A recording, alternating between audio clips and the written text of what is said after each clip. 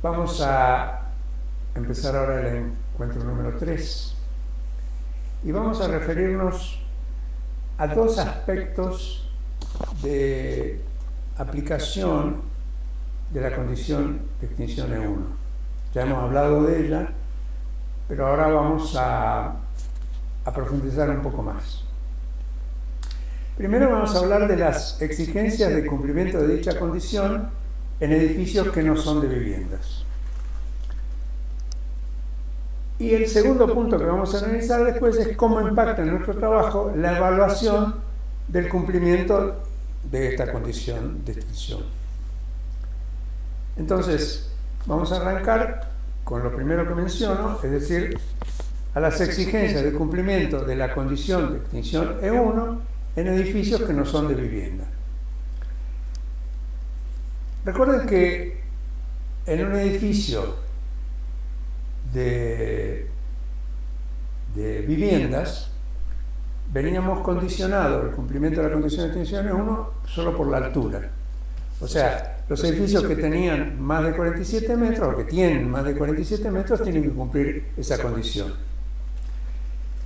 En el caso de actividades distintas de vivienda, hay que tener en cuenta no solo la altura del edificio, sino también la actividad que se desarrolla en el edificio.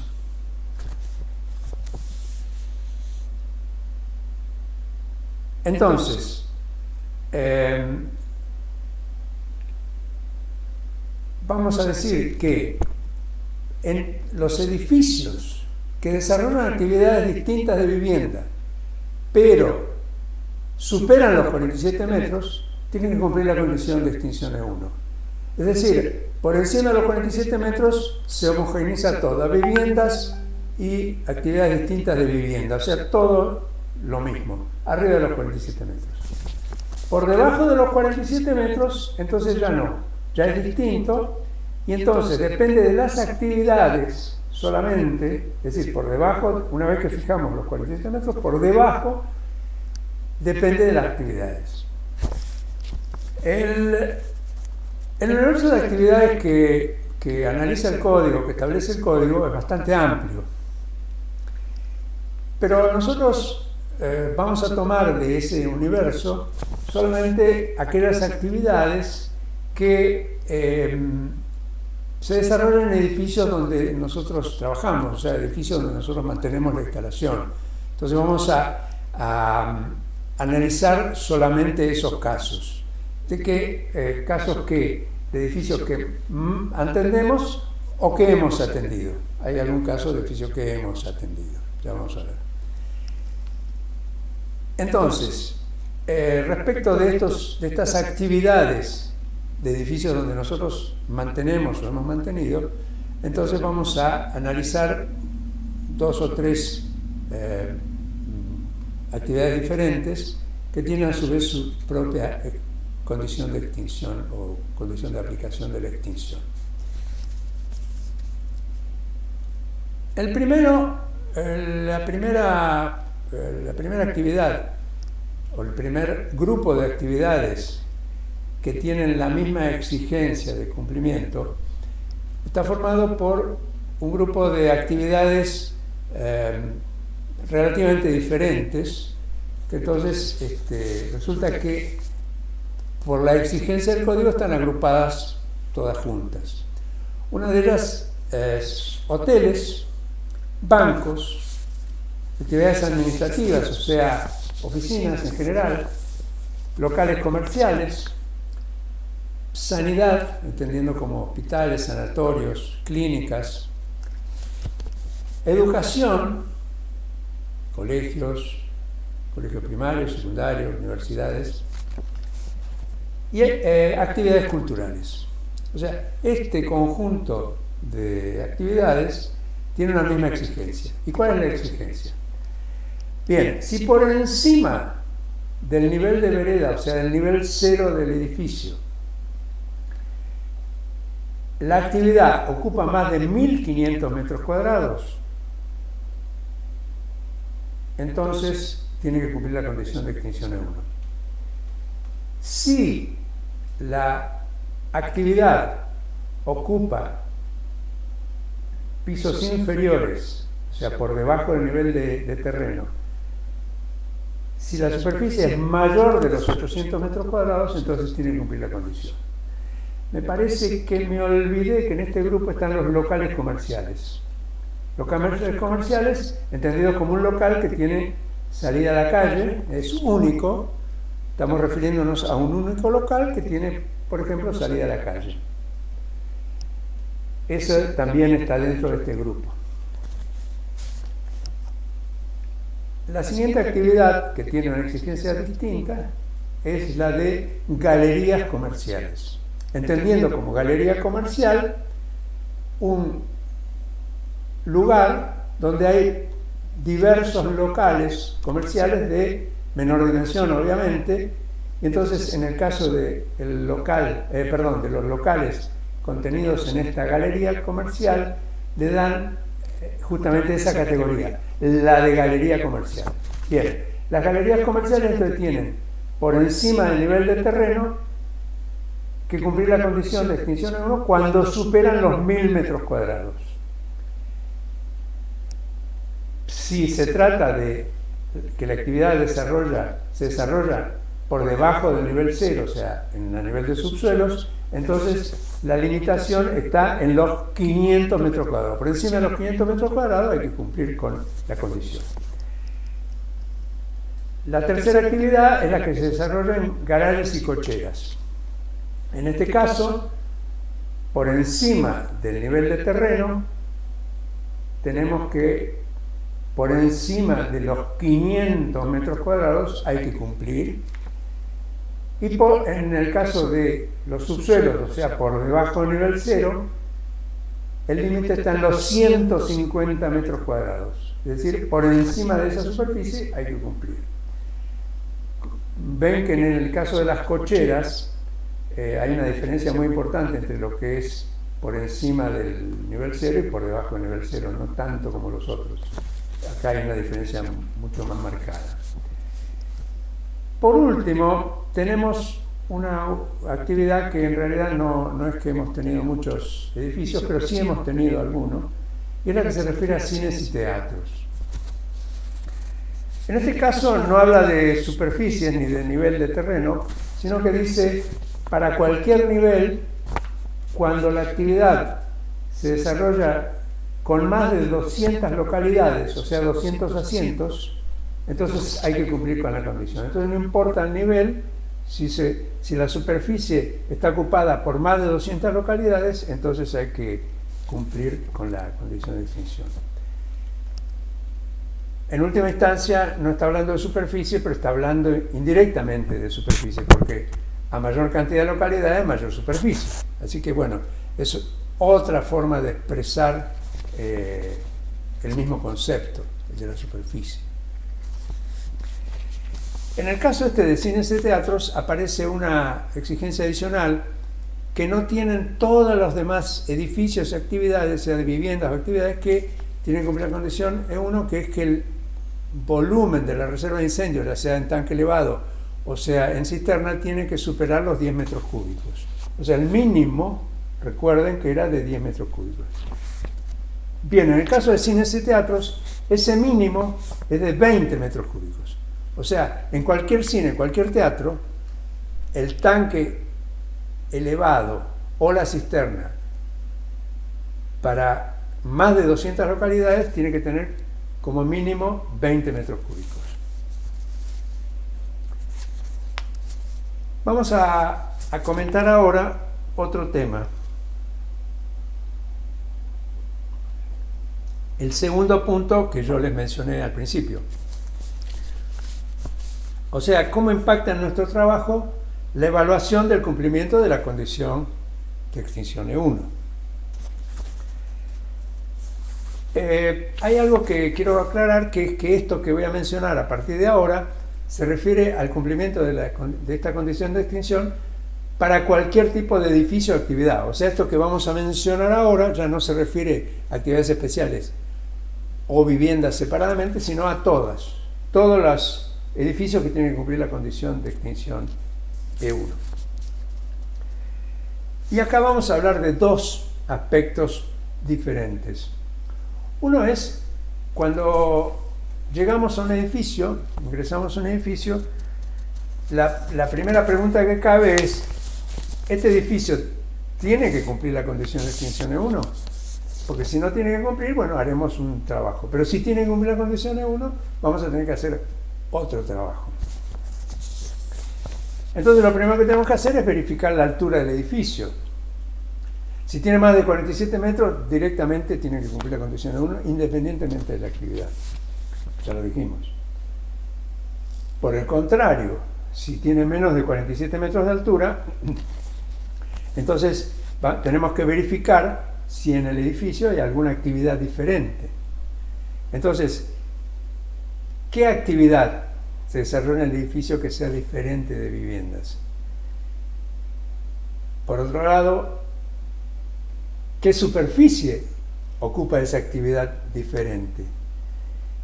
Con estos datos vamos a confirmar, simplemente analizando lo que hemos hablado al principio, vamos a definir si el edificio tiene que cumplir la condición E1 o no la tiene que cumplir.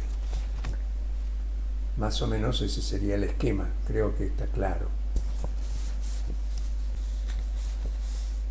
El segundo aspecto que debemos verificar es si en el edificio se cumple la condición de extinción E1 en forma correcta. Esto significa que tenemos que analizar las tres exigencias que tiene el código para el cumplimiento de la extinción E1. La primera de las exigencias, ¿cuál era? La de determinar si la cantidad de bocas de incendio que hay en la planta cumple con ese cociente perímetro dividido 45 y redondeando. Recuerdan que si da debajo de 0,5, porque el número que va a dar nunca va a ser entero, si da debajo de 0,5 redondeamos para abajo, si da por encima de 0,5 redondeamos para arriba. Así si tenemos que da 3,2, la cuenta da 3,2, diremos que hay que tener un mínimo de 3 bocas de incendio. Si por el contrario el cociente da 3,6 o 3,7, entonces diremos que tiene que tener un mínimo de 4. Así que bueno, esa es la forma en que determinamos si se cumple esta exigencia del código de edificación. Por otro lado, referido al mismo tema, tenemos que verificar que las bocas de incendio no estén separadas más de 30 metros una de la otra. Con esto terminamos la primera exigencia de la condición de extinción E1. Después tenemos que verificar el volumen de la reserva de incendio. Vamos a tener tanque elevado, reserva exclusiva o cisterna, y por otro lado podemos tener tanque elevado, combinado sanitario e incendio con sifón. Bueno, tenemos que definir qué tipo de reserva tenemos, o sea, si es, vuelvo a repetir, tanque elevado, exclusiva, cisterna por un lado, si tenemos tanque elevado combinado. Mediremos el largo del tanque, el ancho del tanque, la altura del tanque, y al largo le restaremos 30 centímetros por 15 centímetros de cada lado por el espesor de la pared de hormigón, al ancho lo mismo, le restaremos otros 30 centímetros, y al alto le restaremos el espesor de la losa de fondo, el espesor de la losa de techo, más la revancha que hay entre el agua, el nivel de agua y la losa de techo. Estos centímetros que restamos son estimados, puede haber un poco más, un poco menos, pero eso no va a cambiar demasiado el volumen que calculemos. Con estas, es decir, a la altura le restamos 15 centímetros, otros 15 centímetros son 30, más 25 centímetros son 55 centímetros que estaremos restando a la altura medida. Con esto podemos determinar el volumen neto del tanque reserva exclusiva o del tanque o de la cisterna. En el caso del tanque combinado, lo que haremos es verificar la altura del sifón. Es decir, la reserva va a estar del sifón para abajo y la sanitaria debe estar del sifón para arriba.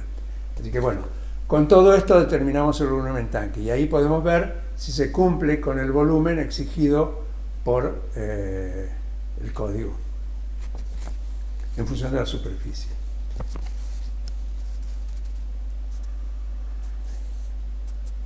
Por último, la última exigencia del código respecto de esta condición de extinción es que en la boca de incendio más desfavorable el chorro de extinción bate al techo. Entonces, la preocupación en este caso está más que nada en cuando hay un tanque elevado. Cuando hay un tanque elevado, ya sea reserva exclusiva o combinado sanitario-incendio, y no tanto a un conjunto de bombas, porque el conjunto de bombas ya obligadamente tiene que cumplir con 1 kilo por centímetro cuadrado, y con eso, en la vía más desfavorable, con eso estamos seguros de que bate el techo. Realmente en cualquier local normal, con 1 kilo por centímetro cuadrado se va a batir el techo. Pero vamos a los tanques elevados. Aquí tenemos que la presión sobre la vía más desfavorable, considerando la altura del tanque, concretamente la del fondo del tanque, nos tiene que asegurar que la presión bata el techo. Para eso lo que tenemos que hacer es una serie de mediciones y operaciones para determinar si bate el techo. Tenemos aquí una diferencia entre el concepto teórico de este tema y después llevarlo a la realidad. Vamos a ver primero el concepto teórico, que clarifica un poco el objeto de esto, y por otro lado después lo vamos a llevar a la realidad para ver qué es lo que usamos nosotros en lo cotidiano. En el caso hablemos de la parte conceptual, teórica, lo que hacemos es medimos un valor A, que es la presión manométrica en la boca de incendio más desfavorable. A continuación medimos un valor B, que es la profundidad del agua dentro del tanque. Con esos dos valores determinamos la diferencia A menos B, y de esa forma obtenemos la presión que implica la columna de agua sobre la boca de incendio más desfavorable cuando el tanque está vacío. O sea, si yo le quito la altura, el contenido de agua que está en el tanque, lo que voy a tener es el agua que está solo en la columna. Bueno, esa agua de la columna es la que tiene que ejercer sobre la boca de incendio más desfavorable una presión que permita batir el techo. Entonces, teóricamente, lo que hacemos, una vez que hemos determinado C como la diferencia entre A menos B, lo comparamos con el valor D, que es la medida de piso a techo del ambiente donde se ubica la boca de incendio más desfavorable. Comparando esos dos valores, C con D, determinamos si bate el techo. Así, si C es mayor que D, teóricamente bate el techo. Si C es menor que D, teóricamente no bate el techo. Ahora, yo les dije que esto es un concepto teórico. El concepto de que es la columna debajo del tanque con el tanque vacío, eso vale. Lo que pasa es que hemos tenido que hacer un ensayo experimental en nuestro taller para determinar, cuando tenemos ese valor C, cuál va a ser el alcance real, teniendo en cuenta que hay cañerías, mangueras, todo eso implica que la realidad no es exactamente la del cálculo conceptual teórico. Entonces lo que tenemos que hacer es justamente esos valores que hemos A, B y C, llevarlos a que nos den una consecuencia real, o sea, establecer el valor real del alcance para compararlo con la altura del ambiente. Para eso lo que hacemos es, una vez que hemos determinado el valor C, que lo vamos a llamar C teórico, que es A menos B, entonces utilizamos la tabla esa que surge del experimento que hicimos en nuestro taller, que determina para cada valor de C cuál es el alcance real que debemos tener en cuenta. Entonces, para eso, digamos, determinamos A, determinamos B, hacemos la diferencia C y con ese C entramos a la tabla. Por el lado izquierdo está la entrada a la tabla que hacemos con el valor C que hemos determinado, midiendo, y en la columna de la derecha nos aparece cuál es el alcance real. Es decir, vendría a ser, entro con el C teórico A menos B y obtengo el C real, que es el alcance que voy a tener. Comparo ese C real con el valor de distancia piso-techo del ambiente donde está la boca de incendio más desfavorable, y entonces obtengo si bate el techo o no bate el techo. Si C real, el alcance, es mayor que D, entonces con seguridad diremos que bate el techo. Si C real comparado con el valor de piso a techo del ambiente donde está la vía más desfavorable es menor, diremos con seguridad que no bate el techo. Bien, con esto podemos dar por concluido este encuentro y seguiremos en los próximos encuentros con otros temas.